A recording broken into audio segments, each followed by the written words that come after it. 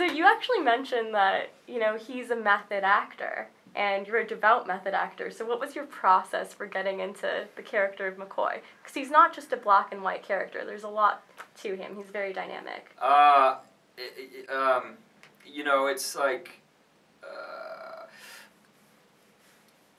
something that I did was I got to know other people. I got to know this one guy who was particularly giving of himself to me through his process of what he went through as an addict, and he was kind enough to just share his life with me really, and for anyone who's familiar with the 12-step program of recovery, he literally gave me his written out 4th step, so that was like a huge deal to me, but like really invaluable stuff.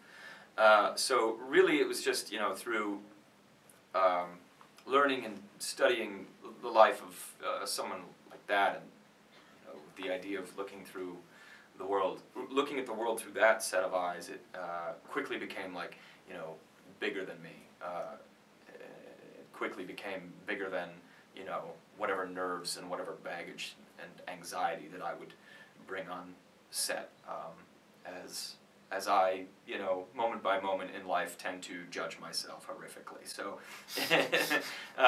it was this thing where, it was a removal from self and a placement on something bigger and more important than myself.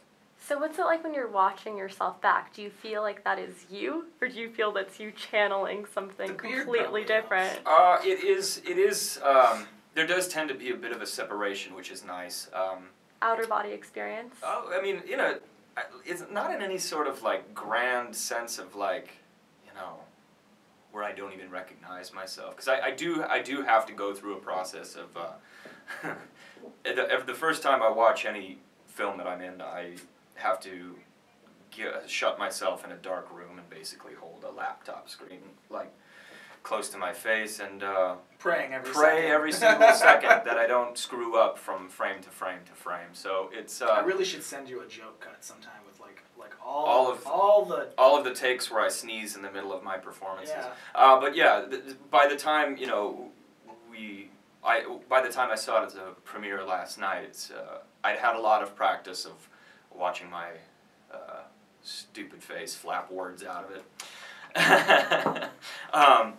But yeah, it's it is there is something of a separation there. What is it like as a director when you're watching everything you've done come together? It's interesting.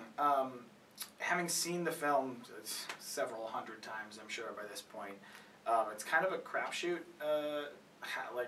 Maybe at about 50% of the time, I'll watch it and be like, oh, we should have done this, or oh, we should have done that, because of course as a director you know where you feel missed opportunities were for time or whatever, shooting in the Badlands and it's crazy out there, and any of that kind of stuff that affects your ability to sort of catch lightning in a bottle.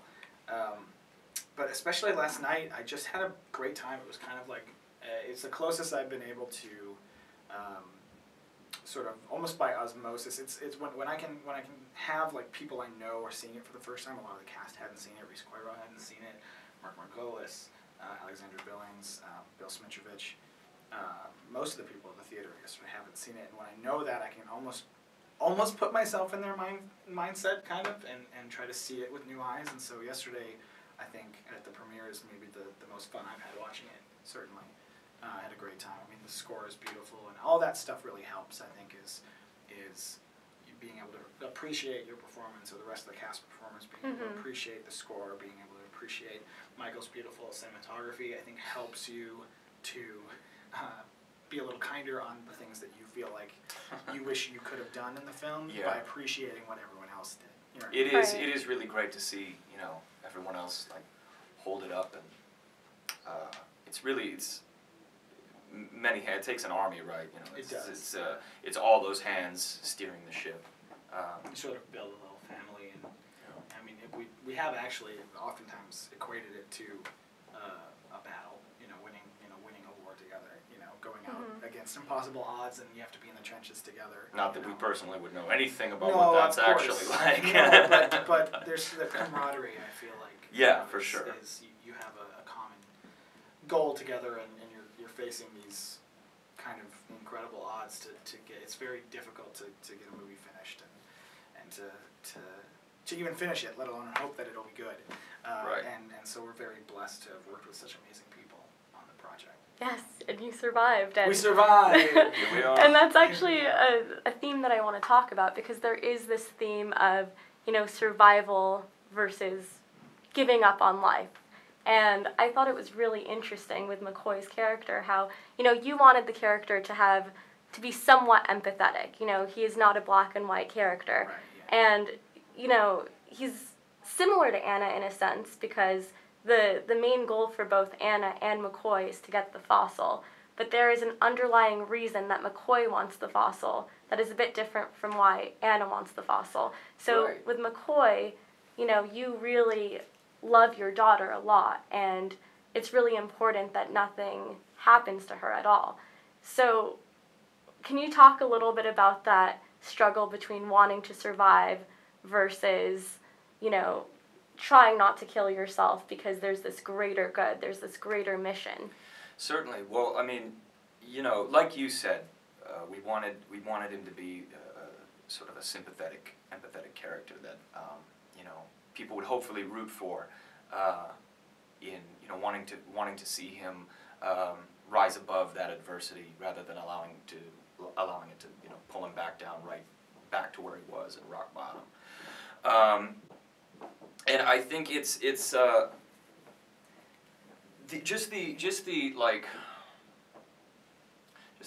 duality of that, the sort of Jekyll and Hyde thing that happens when it's the drug that makes him a monster. He's not a monster himself. And I think something we talked about early on when we were writing the script is this idea that McCoy actually is kind of a coward himself, and so he can't do some of these monstrous things that he does without the use of this drug. It ends up being sort of a hellish version of Popeye's spinach, you know what I mean?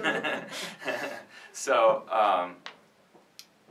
but it's at the same time, he will stop at nothing to do whatever it takes to protect the well-being of his daughter. Right, the ends justify the means. Right, and to me it's like, there is even in his using there's a sense of sacrifice, because one of the things that he fears the most is going back to that lifestyle, especially dying an addict. He didn't want to die that way. He didn't want to die because of the drug, so it's this. Yet at the same time, he's like, well, I have to do this if I am to save her. In his mind, that's how he justifies it. And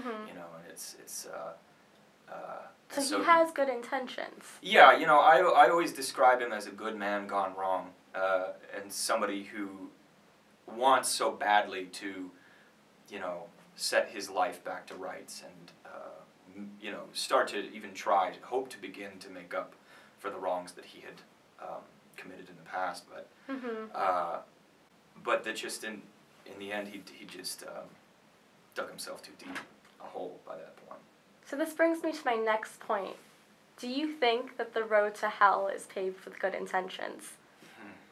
That's an excellent question. I mean, obviously that's more metaphysical than one movie can answer, but I do think that what interests me about both the characters of Anna and about McCoy, and ties into sort of thematically what we were looking to do with the film, is obviously you have these sort of surface symbols of the paleontology and the oil work. One's digging for fossils, looking to preserve science and preserve our history, and the other one's digging for fossil fuels, which isn't about preservation, it's about consumption, which in a large way is also as a country we are also addicted to fossil fuels, and just sort of consume it and say it'll be fine, it doesn't matter what we're doing to the earth, it's going to be fine, again, trying to justify the means with the ends. But what I think is interesting is that beneath that, you know, they each have this criminal background. They're very different people. You would never look at the two of them and go, these people are very similar. But I think they create great foils for each other because they both care deeply for their kids, but feel like they don't know what to do in order to what's best for them. Sort of removed from them and separated from themselves. I feel like maybe it'd be best if they weren't around their kids for various reasons. They both have these criminal backgrounds. They both, take from the earth in different sort of settings, and so they're really, like, very literally sort of dragging the past around with them. Yep. And so it's really about can they sort of rise over, overcome their own pasts, or be buried by them is really sort of what we're going for with the film. And in the case of McCoy, I think you really root for him to band together with these people that are obviously he views as better than him, as having their lives put more together. But both he and Anna are outsiders, and so as she sort of, you're hoping that both of them will take the high ground, and you know that one of them eventually is probably going to fail. And so it's interesting to see two people on the same path. Even if their paths are different, they're heading in the same direction, and to see which way they'll go. Can they dig themselves out, or will they ultimately sort of be consumed by their haunted past, sort of? You know what I mean? That's a very interesting point that you made, and even talking about the resources in the Badlands, how it's a place that is rich in oil, and how ultimately that resource can bury you, quite literally. Mm-hmm. Can you talk a little bit about the oil coming down and what that was like directing that scene and what that was like experiencing that scene? Because as a method actor, I feel like you would have a lot to say about what that was like. I feel like it was less sticky for me than for you. Being stuck in the oil. Yeah. Well, there is a couple funny stories on that, but the I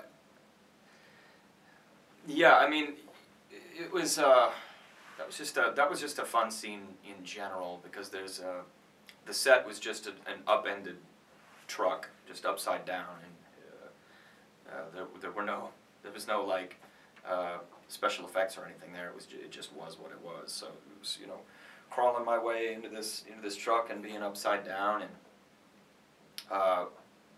really we really made it so that my leg was stuck and sort of pinioned in there by the steering wheel. Mm-hmm.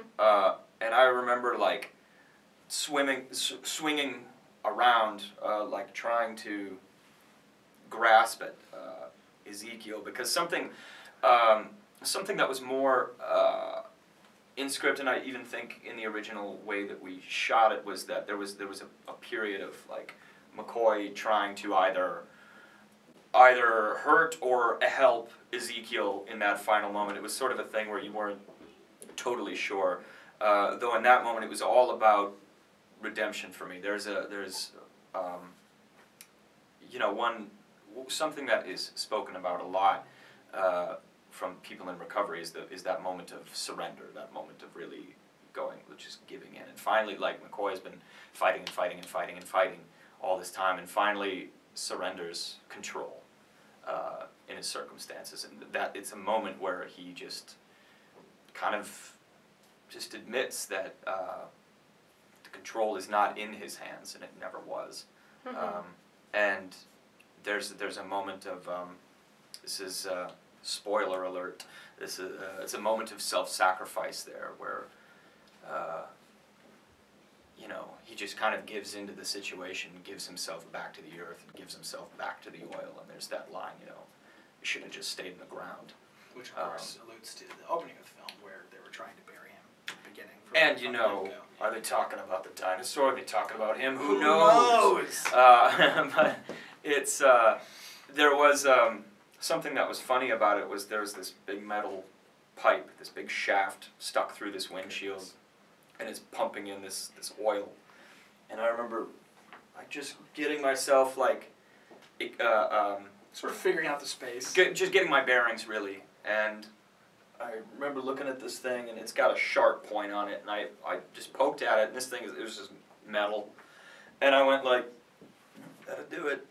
I'm like, good God. Steven and I have been friends for a long time. We did our first feature together. We moved out here together to LA, and we're roommates for a while. So like he's like a brother to me. So he sits there, and we're trying to get this scene ready to go, and we're gonna be trying to sort of drown him in oil, essentially, and the first thing he does is, oh yeah, that would end my life. And I'm like, and with all this God. swinging around I'm doing, I'm thinking like, well, if something happens and I get my head stuck on that thing, like this shoot is gonna take a wild turn real quick. Yeah, we like really quickly were like joked that would be the problem, right? Not that he died, but like, oh, then we'd have to reshoot. We'd have to recast. We'd have to. Well, I'm glad that it all came together. It was a really great film, and I think audiences will find multiple meanings in it. So Good, it's thank really you very great much. discussing, what went into this project. Thank you so much, Mina. We appreciate it. Congratulations. Thank you very Thank you. much.